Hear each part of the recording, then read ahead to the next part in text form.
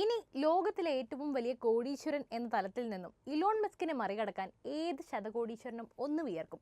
വളരെ സിമ്പിളായി പറഞ്ഞാൽ അധികം വൈകാതെ ഈ ദശാബ്ദത്തിന്റെ അവസാനത്തോടെ മസ്ക് യഥാർത്ഥത്തിൽ ലോകത്തിലെ ആദ്യത്തെ ട്രില്യണറാകും. അതുറപ്പാണ്. ദിനംപ്രതി തന്റെ സമ്പത്ത് ബില്യൺ കണക്കിന് കുതിച്ചു പായുമ്പോൾ ചരിത്ര നേട്ടമാണ് അയാൾ സ്വന്തമാക്കിയിരിക്കുന്നത്. അതെ, ഇലോൺ മസ്ക് ചരിത്രം സൃഷ്ടിച്ചിരിക്കുന്നു. ചരിത്രത്തിലെ തന്നെ $400 ബില്യൺ ആസ്തി നേടുന്ന ആദ്യത്തെ വ്യക്തിയായി മാറിയിരിക്കുകയാണ് അദ്ദേഹം. എന്നാൽ അങ്ങനെയൊക്കെ ആണെങ്കിലും ഇത്ര പെട്ടെന്ന് ശരവേഗത്തിൽ മസ്ക് എങ്ങനെയാണ് ഈ സുവർണ നേട്ടം സ്വന്തമാക്കിയത്? ട്രംപിന്റെ വിജയം എന്ന് പറയുന്നവർ ശ്രദ്ധിച്ചു കേട്ടോളൂ. അത് മാത്രമല്ല, അതൊരു കാരണമാണെങ്കിൽ കൂടി അതിനും വലിയ കാരണങ്ങളുണ്ട്. നമുക്ക് വിശദമായി തന്നെ മനസ്സിലാക്കാം. ബ്ലൂംബർഗ് ബില്യണർ സൂചികയുടെ കണക്കുകൾ അനുസരിച്ച് മസ്കിന്റെ ഇപ്പോഴത്തെ ആസ്തി എന്ന് പറയുന്നത് $440 ബില്യൺ ആണ്. മൈക്രോസോഫ്റ്റ് സ്ഥാപകൻ ബിൽ ഗേറ്റ്സിന്റെയും ആമസോണിലെ ജെഫ് ബെസോസിന്റെയും ആസ്തികൾ കൂട്ടിയാൽ പോലും ഇത്രയും വരില്ല. അമേരിക്കൻ പ്രസിഡന്റ് തിരഞ്ഞെടുപ്പിൽ ഡൊണാൾഡ് ട്രംപ് ജയിച്ചതിന് ശേഷമുള്ള ആഴ്ചകളിലായിരുന്നു മസ്കിന്റെ ആസ്തി കുതിച്ചുയർന്നത്. തിരഞ്ഞെടുപ്പിൽ ട്രംപിന്റെ പ്രധാന സാമ്പത്തിക സ്രോതസ്സുകളിൽ ഒന്നായിരുന്നു മസ്ക്. വിപണിയിൽ മസ്കിന്റെ എതിരാളികൾക്ക് സഹായകരമായ ടാക്സ് ക്രെഡിറ്റ് ട്രംപ് എടുത്തു കളഞ്ഞേക്കുമെന്ന പ്രതീക്ഷയാണ് ഇപ്പോൾ മസ്കിന്റെ മൂല്യം വർദ്ധിപ്പിച്ചിരിക്കുന്നത്.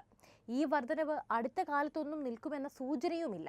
അതേസമയം മസ്കിന്റെ പ്രധാന ആസ്തി ഇപ്പോഴും ടെസ്ല തന്നെയാണ്. മൊത്തം ആസ്തിയുടെ 12.8% വരുന്ന ടെസ്ലയുടെ മൊത്തം മൂല്യം എന്ന് പറയുന്നത് ഏതാണ്ട് 172 ബില്യൺ, അതായത് ഏകദേശം 14 ലക്ഷം കോടി രൂപ വരും.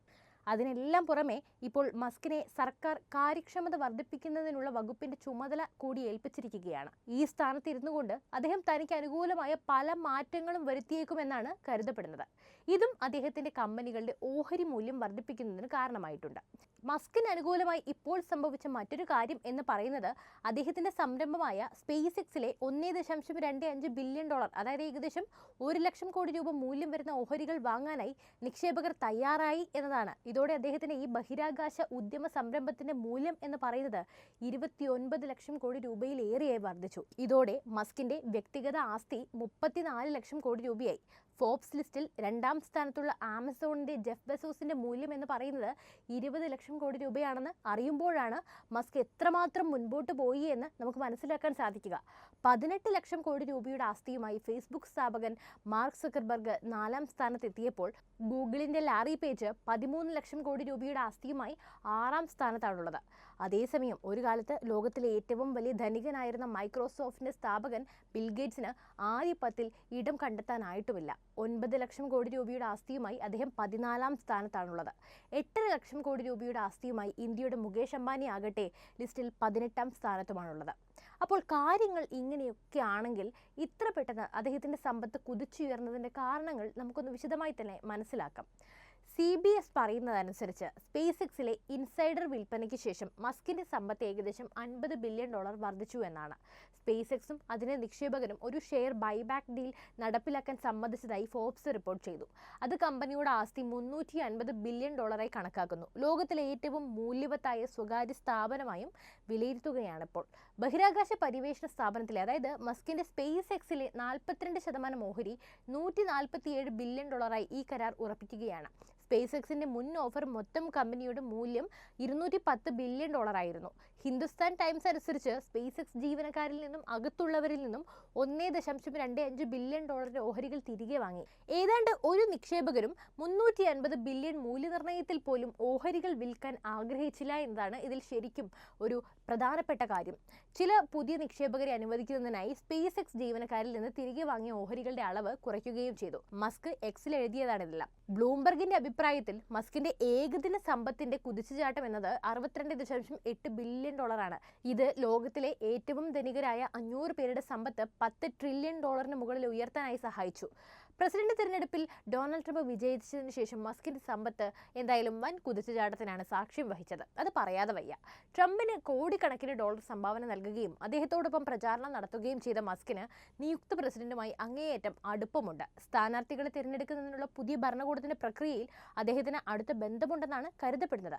ഗവൺമെന്റ് എഫിഷ്യൻസിയുടെ, അതായത് ഡോഗിന്റെ സഹമേധാവി മസ്ക് ആയിരിക്കുമെന്നും ട്രംപ് പറഞ്ഞു വെച്ചിരുന്നു. ട്രംപുമായുള്ള മസ്കിന്റെ സാമീപ്യം അദ്ദേഹത്തിന്റെ കമ്പനികൾക്ക് ഫെഡറൽ ഗവൺമെന്റിന്റെ നിയന്ത്രണവും സബ്സിഡിയും നൽകുന്ന കരാറുകളും പ്രത്യേകിച്ചും ടെസ്ലയ്ക്ക് നല്ലതാണെന്ന് പലരും വിശ്വസിക്കുന്നുണ്ട്.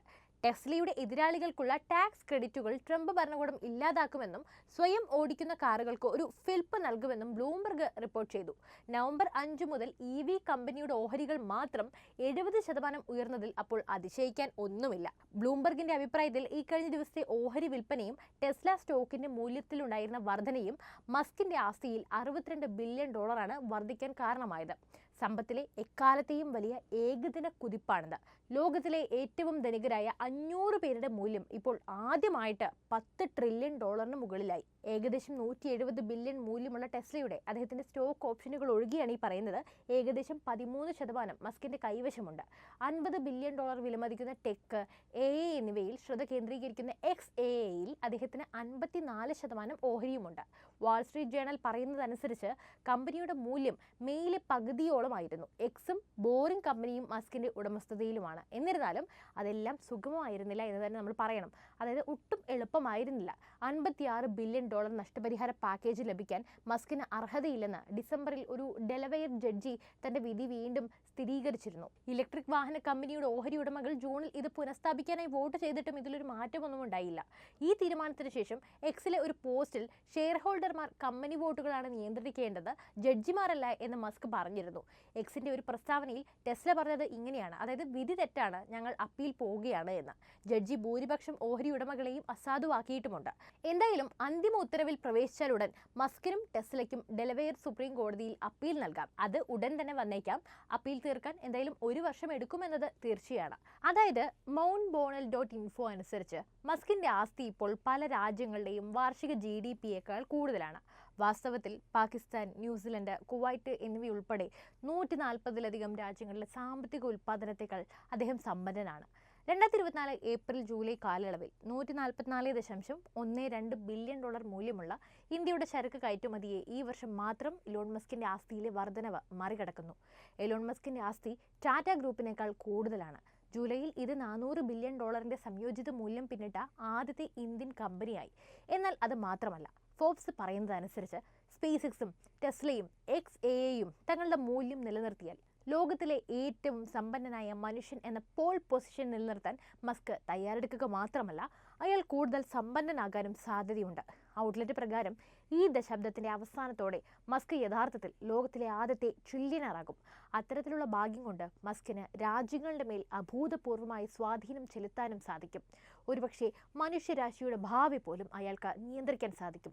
മനുഷ്യവർഗത്തെ സംരക്ഷിക്കുന്നതിനും ചൊവ്വയെ കോളനിവൽക്കരിക്കാൻ ആഗ്രഹിക്കുന്നതിനുമുള്ള ഗ്രഹാന്തര യാത്രയെക്കുറിച്ച് മസ്ക് മുമ്പും പറഞ്ഞിട്ടുണ്ടല്ലോ. അപ്പോൾ മസ്കിന്റെ ഈ സുവർണ നേട്ടത്തെക്കുറിച്ച് നിങ്ങളുടെ അഭിപ്രായങ്ങൾ എന്താണ്? എന്തു തന്നെയായാലും അത് കമന്റിൽ കുറിക്കൂ. അതോടൊപ്പം ഈ വീഡിയോ എല്ലാവരിലേക്കും എത്താനായി ഒന്ന് ലൈക്ക് ചെയ്യാനും ഷെയർ ചെയ്യാനും ശ്രദ്ധിക്കുമല്ലോ.